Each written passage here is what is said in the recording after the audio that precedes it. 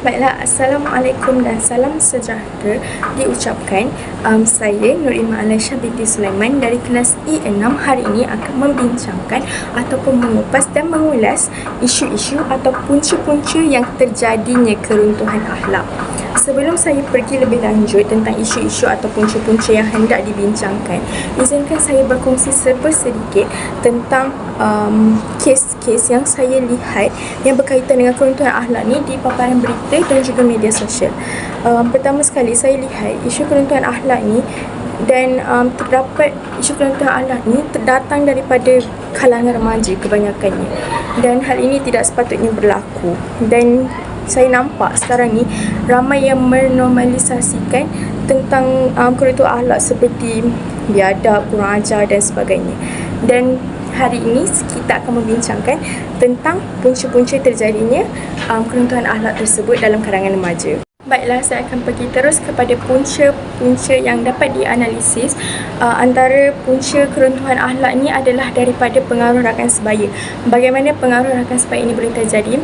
Seperti yang kita ketahui, para remaja, kebanyakan fasa dalam remaja ingin perlu untuk cari identiti diri. Jadi bagaimana mereka untuk cari identiti diri? Mereka perlu cari kawan. Dan apabila mereka ada kawan, mereka akan rasa diterima dan disayangi. Dan cara untuk mereka rasa diterima dan disayangi itu adalah mereka akan buat apa yang kawan mereka buat.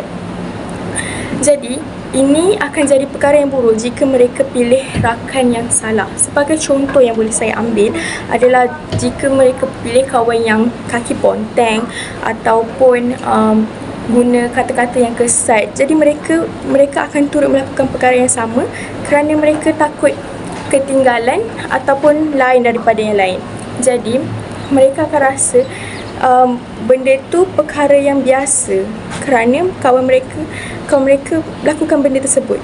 Jadi hal ini dapat dikaitkan dengan hadis daripada Rasulullah sallallahu alaihi wasallam.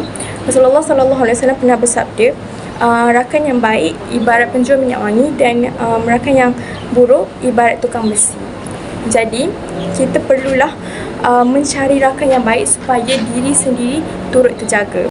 Baiklah, aspek yang berikutnya adalah kerana menormalisasikan perbuatan buruk yang dilakukan oleh rakan sekeliling. Bagaimana ini boleh terjadi? Hal ini dikatakan demikian kerana sesetengah individu yang biasa melihat rakan-rakan mereka melakukan kesalahan atau melanggar nilai-nilai murni atau tidak beradab, mereka akan rasa benda itu normal kerana tidak diambil sebarang tindakan ataupun masih diterima masyarakat sekeliling. Sebagai contoh, mereka berbohong kepada ibu bapa atau mengeluarkan kata-kata yang sesat ataupun meniru dalam peperiksaan.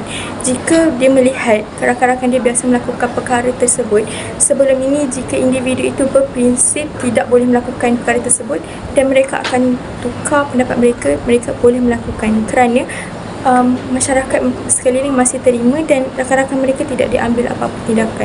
Jadi hal ini boleh membuatkan mereka rasa benda itu adalah biasa. Perkara-perkara yang melanggar nilai murni, adab dan sebagainya itu adalah perkara yang biasa kerana rakan-rakan sekeliling mereka melakukan benda yang sama. Baiklah, seterusnya punca lain yang terjadinya keruntuhan akhlak ini adalah disebabkan oleh kurang kasih sayang ataupun kurang perhatian daripada ibu bapa. Jika seseorang individu atau remaja rasakan diri dia tidak cukup kasih sayang, mereka akan lakukan perkara-perkara yang tidak baik. Seperti keruntuhan akhlak yang mereka akan lakukan, mereka akan sebagai contoh hisap dadah dan sebagainya supaya mereka dapat tarik perhatian ibu bapa. Hal ini sangat penting kerana ibu bapa perlu mengambil cakna juga tentang anak-anak mereka kerana kadang-kadang mereka tidak sedar kerana kesibukan bekerja itu menjadi asbab utama anak-anak mereka melakukan perkara-perkara yang boleh terjadinya keruntuhan akhlak yang dapat dikaitkan.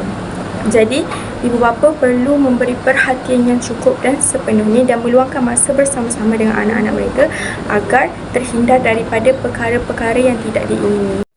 Sebagai kesimpulan, kita perlulah mengambil cakna dan mengambil peduli tentang isu-isu ataupun punca-punca keruntuhan akhlak ini supaya kita masih boleh dibendung. Kerana para remaja ini masih lagi boleh diajar. Bak kata pepatah, melentur buluh biarlah dari rebungnya.